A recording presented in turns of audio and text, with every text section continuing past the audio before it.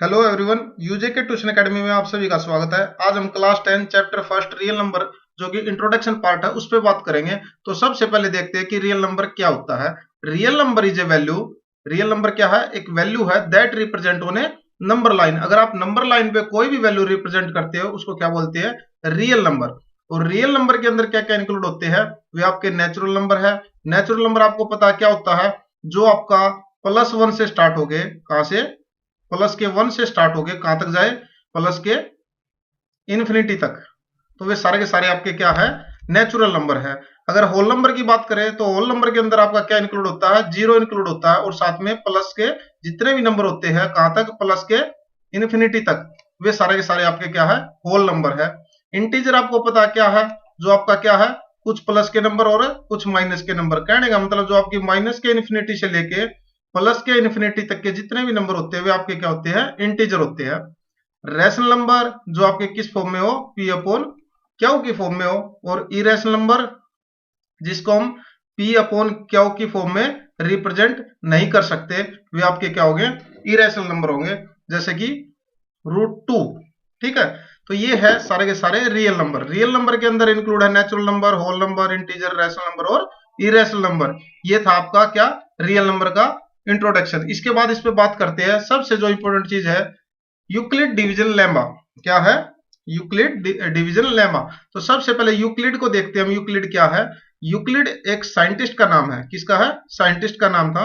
और साथ में डिवीजन, डिवीजन का मतलब आपको पता है, डिवीजन का मतलब होता है डिवाइड। क्या होता है? डिवाइड। और लेमा, लेमा का मतलब क्या होता है? लेमा का मतलब है जो आप स्टेप टू स्टेप जो कैलकुलेशन करते हैं। कहने का मतलब ये है कि एक स्टेटमेंट जो आपकी प्रूव है उससे आप दूसरी स्टेटमेंट को प्रूव कर देते हैं, उसको आप लेमा बोलते हैं। 7 को 3 से डिवाइड कर रहे हैं तो यहाँ पे ध्यान देना, 3 2 जा 6, रिमाइंडर कितना आया? 1। तो ध्यान देना यहाँ पे जो 3 है, क्या? जो 3 है, 3 को हम क्या बोलेंगे? 3 को क्या बोलेंगे? सबसे पहले जो आपका है यहाँ पे एक बार इसको लिख लेते हैं। a इजिकल टू जो आपका होता है उसको हम बोलते हैं डिविडेंड। क्या बोलते हैं? डिविडेंड। जो आपका b है उसको हम बोलते हैं डिवाइजर। यहाँ पे लिख लेते हैं। और जो क्या होता है वो क्या होता है? कोशेंट। और जो r होता है वो क्या होता है? रिमाइंडर। ये आपको पता होना चाहिए सबसे पहले। अब इसके अंदर देखेंगे जो आपका 3 है। क्या है? 3 है। 3 का मतलब है जो आपका b। क्या है? b। और जो 2 है, 2 का मतलब है q। और 7 है उसको हम क्या बोलते हैं? a।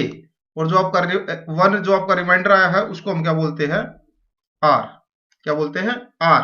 तो कहने का मतलब ये है कि अगर आप दो पॉजिटिव इंटीजर लिए हमने 3 और 7। अगर हमने दो इंटीजर लिए और क्या किया? डिवीजन किया, उसको डिवाइड किया, तो इस कंडीशन में वो सेटिस्फाई करेगा a is equal to B Q plus r। a क्या है इसमें? ध्यान देना, a आपका 7 है। क्या है? 7 है। b क्यू मतलब b और क्यू की मल्टीप्लाई, 3 और किसकी? 2 की मल्टीप्लाई, और प्लस में r कितना है? 1। इसके इक्वल होगा 3 2 6 प्लस 1 7। तो 7 क्या था इसके अंदर? a था। 3 क्या था? b था। और साथ में क्या था? 2 क्या था? q था। और 1 क्या था? r था। तो ये बोला गया इसमें। और साथ में क्या बोला गया? जो r है, रिमाइंडर है, वो 0 से तो बड़ा होगा या 0 के इक्वल होगा, पर b से छोटा होगा। ध्यान देना, जो आपका रिमाइंडर आ रहा है वो क्या होगा? 3 से या तो क्या होगा?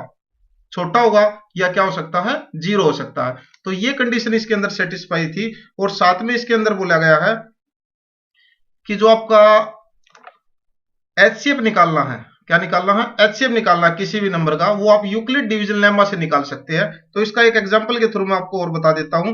जैसे कि अगर हमारे को बोला गया है find HCF using Euclid division algorithm, और कोई भी दो नंबर ले लो आप, जो यहां से क्वेश्चन बनते हैं फाइंड एचसीएफ और साथ में क्या? Using Euclid division algorithm. इस टाइप का आपका क्वेश्चन आता है जो पेपर में आता है इसमें से। और उसमें क्या बोलते हैं? जैसे आपके कोई भी दो नंबर दे दिए जाते हैं, जैसे हम कोई दो नंबर लेते हैं, जैसे इसमें क्वेश्चन ऐसा आएगा find HCF using Euclid division algorithm, और साथ में दो नंबर है 125 और 45। तो आपने इस क्वेश्चन को कैसे सोल्व करेंगे, ध्यान देना इसको।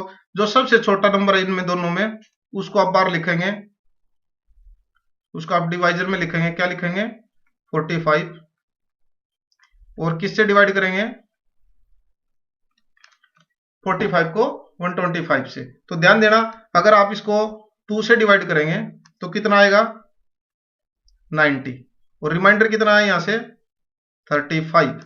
तो फर्स्ट जो आपकी कंडीशन है वो कैसे लिखेंगे आप, यहाँ पे 125 इज इक्वल टू 45 इंटू 2 और प्लस में 35, ये आपकी फर्स्ट इक्वेशन है।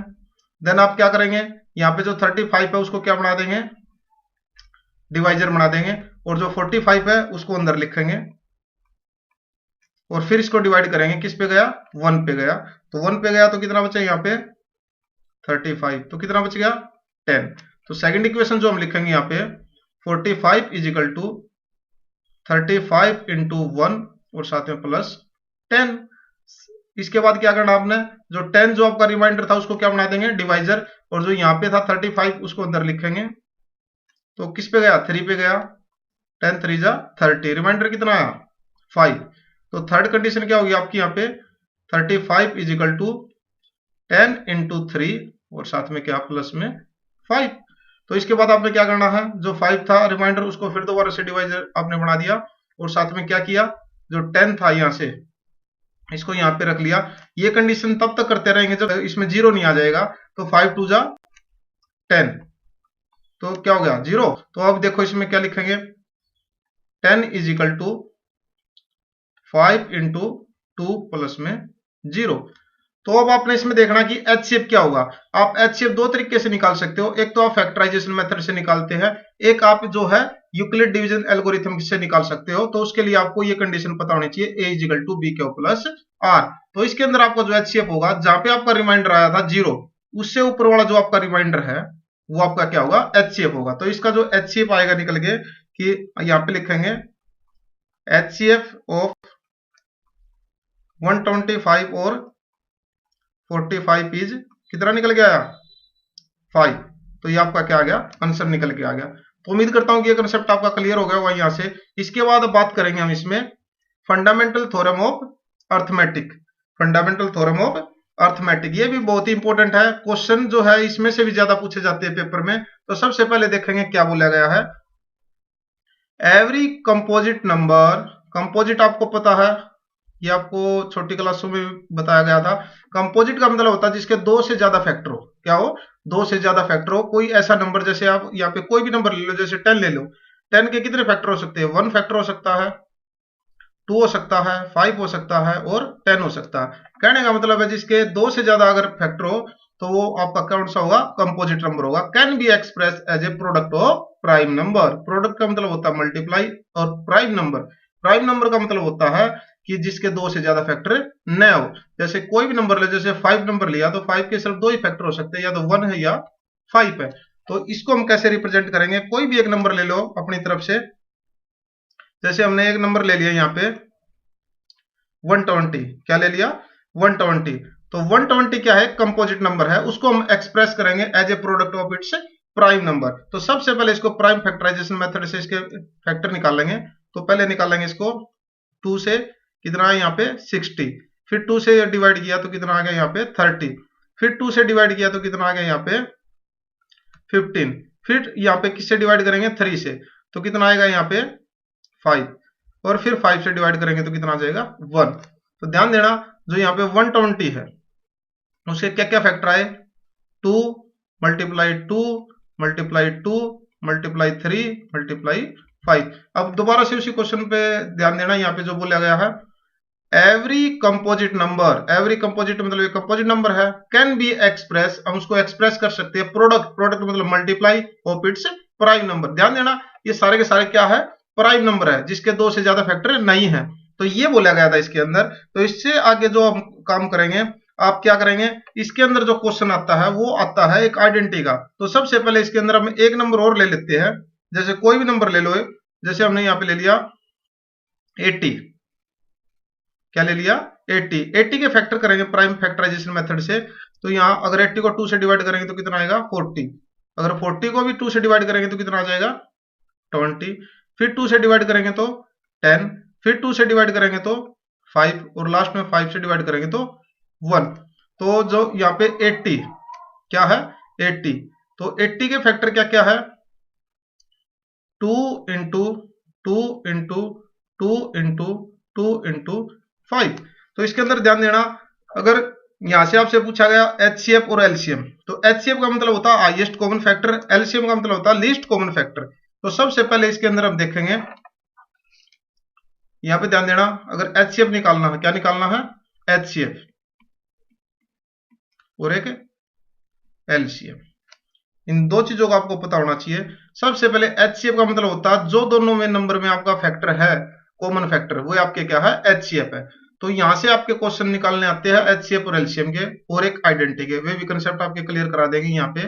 तो सबसे पहले देखो क्या कॉमन है, 2 कॉमन है, 2 कॉमन है, दोनों नंबर में 2 कॉमन है, और भी कुछ कॉमन है, एक 5 कॉमन है यहाँ पे। तो इनको आप क्या लिखोगे 2 इंटू 2 इंटू 2 इंटू 5। तो इनकी मल्टीप्लाई करेंगे, अगर हम यहाँ पे मल्टीप्लाई करेंगे इनकी, तो 2 2 जा 4, 4 2 जा 8, 8 5 जा 40, कितना आ गया 40। दूसरा देखेंगे एलसीएम। एलसीएम का मतलब क्या होता है कि जितना आपका एचसीएफ निकल के आया है, यहाँ पे निकल के आया कितना 40, और साथ में मल्टीप्लाई कर दो जितने नंबर यहाँ पे बच गए। तो कितने नंबर बचे यहाँ पे देखो 2 बचा है और 3 बचा है, तो 40 की 2 से मल्टीप्लाई कर दो और साथ में 3 की मल्टीप्लाई कर दो, तो 42 जा 80 और 83 जा कितना हो जाएगा 240। ये आपका क्या निकल के आ गया एलसीएम निकल के आ गया। ये क्या था एचसीएफ था। यहां तक कंसेप्ट क्लियर है, यहां तक क्लियर है। अगर ये कंसेप्ट आपका क्लियर है तो आपका जो क्वेश्चन बनता है वो इस टाइप से आता है। सबसे पहले इसकी एक आइडेंटिटी याद कर लो आप कि प्रोडक्ट ऑफ टू नंबर क्या है, product of any two number किसके बराबर होता है, जो आपका एलसीएम मल्टीप्लाई में एचसीएफ, इसके बराबर होता है। तो ध्यान देना प्रोडक्ट ऑफ टू नंबर, जो आपके यहाँ पे दो प्रोडक्ट लिए थे आपने, कोई भी दो नंबर, ये दो नंबर लिए थे आपने, प्रोडक्ट का मतलब होता है मल्टीप्लाई। तो आप अगर 80 की और 120 की दोनों की मल्टीप्लाई करें तो किसके बराबर होगा एलसीएम और एचसीएफ की मल्टीप्लाई के बराबर होगा। तो ध्यान देना एलसीएम कितना है 240 और एचसीएफ कितना है 40। तो 80 की और 120 अगर मल्टीप्लाई करेंगे तो 9600, और यहाँ पे अगर इन दोनों की मल्टीप्लाई करेंगे तो 9600। यहां तक उम्मीद करता हूं कि आपको कंसेप्ट क्लियर हो गया होगा। अब क्वेश्चन किस टाइप का आता है, ये बच्चों की रहती है कि बच्चे यहाँ पे कंफ्यूज रहते हैं। देखो कई बार तो आपको क्या पूछ लिया जाता है कि आपको एक प्रोडक्ट ऑफ वन नंबर दे दिया जाता है और दूसरा नंबर आपका मिसिंग होता है, तो आप और एलसीएम एचसीएफ आपको गिवन होता है, तो आप यहाँ से उसमें से एक चीज आपको निकालनी होती है। या कई बार एलसीएम मिसिंग होता है, प्रोडक्ट ऑफ टू नंबर होता है और एचसीएफ होता है। तो ये अगर एक्सरसाइज जब 1.1 करेंगे तो उसमें बिल्कुल इसको मैं क्लियर करा दूंगा। ये आपका बेसिक पार्ट है, यहाँ तक आपने सिर्फ बेसिक समझना। अगर आपको बेसिक क्लियर हो गया तो एडवांस तो आप जैसे 1.1 करेंगे 1.2 करेंगे तो उसमें आपका बिल्कुल कंसेप्ट क्लियर हो जाएगा। तो उम्मीद करता हूं कि ये वीडियो आपको पसंद आई होगी। अगर ये वीडियो पसंद आई तो ज्यादा से ज्यादा इस वीडियो को एक बार शेयर कर दो, और जो वीडियो है जितने बच्चों के पास पहुंचेगी उतना ज्यादा बच्चों क्या होगा बेनिफिट हो जाएगा। और वीडियो को लाइक करो एक बारी, और ज्यादा से ज्यादा कमेंट करके बताओ कि वीडियो को कैसी लगी। तो नेक्स्ट वीडियो में जल्दी मिलते हैं, तब तक के लिए दोस्तों धन्यवाद।